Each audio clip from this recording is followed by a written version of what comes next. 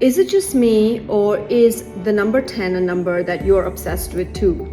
I'm not a tarot card reader and astrologist, I'm just a lawyer. But I do believe that sometimes numbers have a significance in terms of the way life pans out or in terms of the way your business pans out. Now, I say this because, for example, the number 10 is the number of sort of completeness and perfection. If you look at the Pythagoras theorem, we have 10 fingers, 10 toes.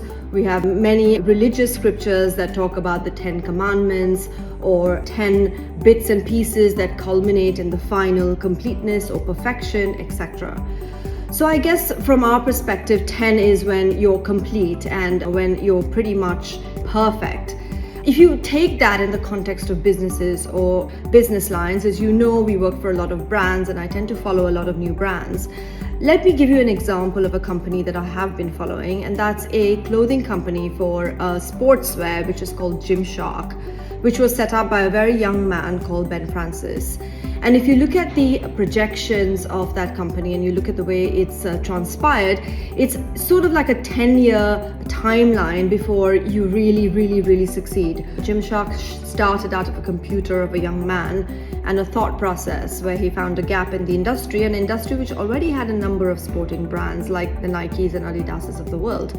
But the first 2 years were ripe with financial challenges. The next 2 years, it was all about, shall we manufacture in-house? How shall we do this? Do we shift from drop shipping? I mean, in those days, drop shipping was a fairly new idea. Year 6 or 7 related to influencer marketing to enhance the marketing of the brand. Again, at that time, influencer marketing wasn't much of a thing. Of course, now it's everywhere. And then years 8 to 9 was all about global expansion and getting on the road, talking about it, meeting people, very strategic decisions to enter new markets. And then year 10 was dealing with COVID.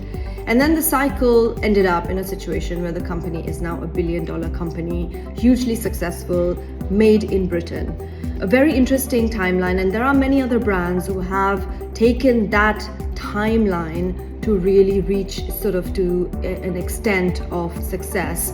And sometimes I think the 10-year mark is when you know that a business is not going to survive, sort of around the 7-8 year mark, and either you've been able to get the funding or you've been able to push ahead and you've been able to reinvent yourself. And if that hasn't happened, then 10 may not be such a good number for you. There are some other great examples. Under Armour, that took approximately 10 years to really grow.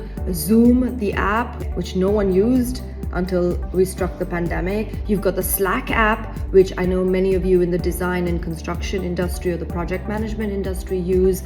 And again, it was a journey began with a company called Tiny Speck and has now a market capitalization of $26.5 billion. So I always feel businesses tend to fully mature or know exactly where they're going after 10 years. It's not like a formula or anything. It's just, I feel like if you want to cash out or if you want to get funding in or if you want to have a strategic investor tie up with you, my advice is wait for 10 years. Your business will come to a certain level of maturity and a certain level of fruition.